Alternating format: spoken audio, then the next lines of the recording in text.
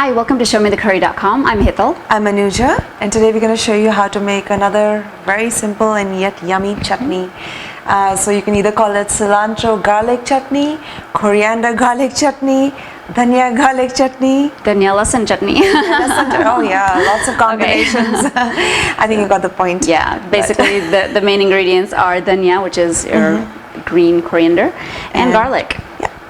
There you go. So again, this is a really simple recipe and really to taste. So we're just going to show you what all goes in there, and you can just, give you a little ballpark and you can adjust according to your taste.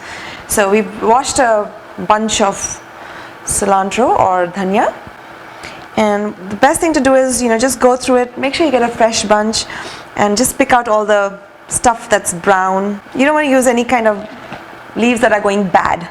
So you just want to go through your bunch and just pick out all the stuff that you don't want. If you're going to keep the stems, you're going to use the stems because this is a really fresh batch. And just going to rough chop it. And we're going to use our grinder. You want to use a grinder or blender that's a really good one because you want a nice smooth paste. And we're going to add some garlic. We're choosing to use about 5 of them. They are raw garlic, so they tend to be a little strong, but again, it's to your taste. If you want to scale down or you want to scale up, or entirely up to you. And we're going to add some green chilies again to taste. And a little bit of salt. Now this looks like a lot, but when it grinds, it's going to go down a lot, so be careful on the salt right now. You can always add it in later.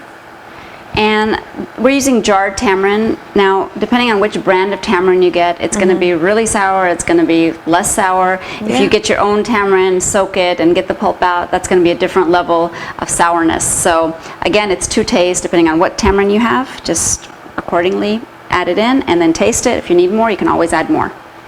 And just a little bit of sugar, just to balance out that tartness. Now this is a chutney where you really do not need to use any water, so we're going to try and do that, and our grinder is okay about that. But if your grinder does not grind without a little bit of help with water, go ahead and just add as little as possible just to get the grind going and to make it into smooth paste. And you're going to need to keep pushing it down every once in a while to help it along. So we switched over to a different grinder because this grinder grinds really well without water, and look at it, it's beautifully ground. Looks really good. At this point, actually, you can do a little taste test to make sure everything is okay. We had to add a little more salt. We had to add a little more tamarind paste to it, and it's fantastic now. And before the last grind, we're going to just add just about a teaspoon of oil. So that the cilantro retains its green color, and we're going to just blend it one more time just so that everything incorporates again. And it's ready. Yay!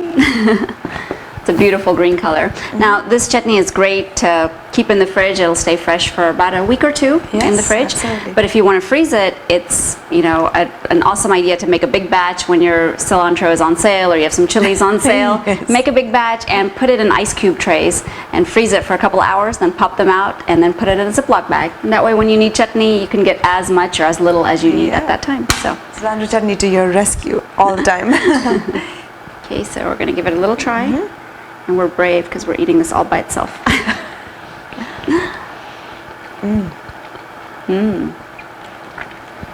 Yum.